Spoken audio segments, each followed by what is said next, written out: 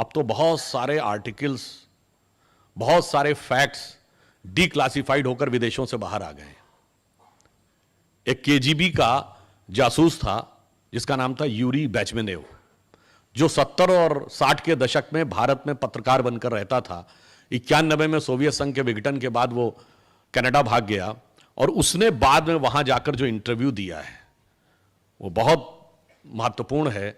उसने कहा कि भारत में जब वो था तो उसे काम दिया गया था कि इंडियन कल्चर को डिस्ट्रॉय करना है, और डिस्ट्रॉय करने का काम चरणबद्ध तरीके से करना है। पहला चरण क्या था कि ऐसी व्यवस्थाओं का, वातावरण का, विचारों का निर्माण करना है कि आपको लगने लगे हमारा समाज, हमारी धर्म, हमारी संस्कृति सब कुछ गलत। उसने उसको नाम दिया स्टेज ऑफ डीमोरलाइजेशन। 15 से 20 साल हमें स्टेज ऑफ डीमोरलाइजेशन देना। और यह भी था, ये 15 से 20 साल क्यों, एक जनरेशन स्कूल से शुरू होकर यूनिवर्सिटी तक पहुंचती है 15 से 20 साल में। जब डीमोरलाइजेशन कंप्लीट हो जाए तो नेक्स्ट क्या होगा, स्टेज ऑफ डीस्टेबलाइजेशन। अब जगह जगह आंदोलन शुरू करो उन मुद्दों को लेके जो वास्तविकता में थे नहीं, हमने क्रिएट किए। वो 15-20 साल का समय है। और जब थर्ड स्टेज क्या आएगी, स्टेज ऑफ रिवोल्यूशन। अब उन आंदोलनों को हिंसात्मक और उग्र स्वरूप देना शुरू करो। And the final stage will be, जिसको उन्होंने कहा स्टेज ऑफ नॉर्मलाइजेशन। यानी अब एक बार सशस्त्र क्रांति के द्वारा सत्ता हमारे हाथ में आ गई, अब सब कुछ शांत, और उसने कहा अब किसी को कुछ नहीं बोलने देना है। इसीलिए मुझे बड़ा आश्चर्य होता है, देखिए हमें बहुत से शब्दों से भी बाहर निकलना होगा। आज हम बहुत शब्द सुनते हैं, लेफ्ट लिबरल। ये बताइए, लेफ्ट कभी लिबरल होता है?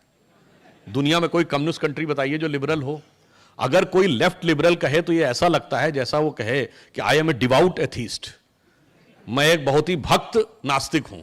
ऐसा ही कहना है कि लेफ्ट लिबरल हो।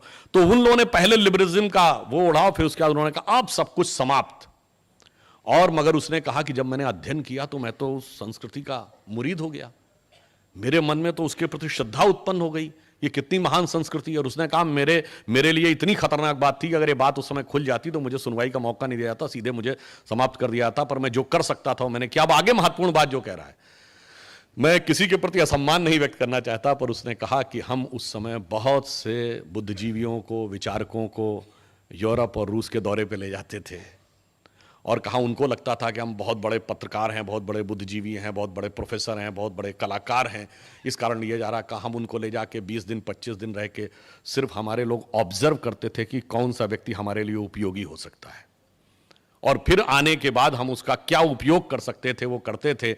उन्होंने वर्ड यूज किया कि they consider themselves as a intellectual stalwart and in our opinion, ये उसके वर्ड हैं, they were the useful idiots.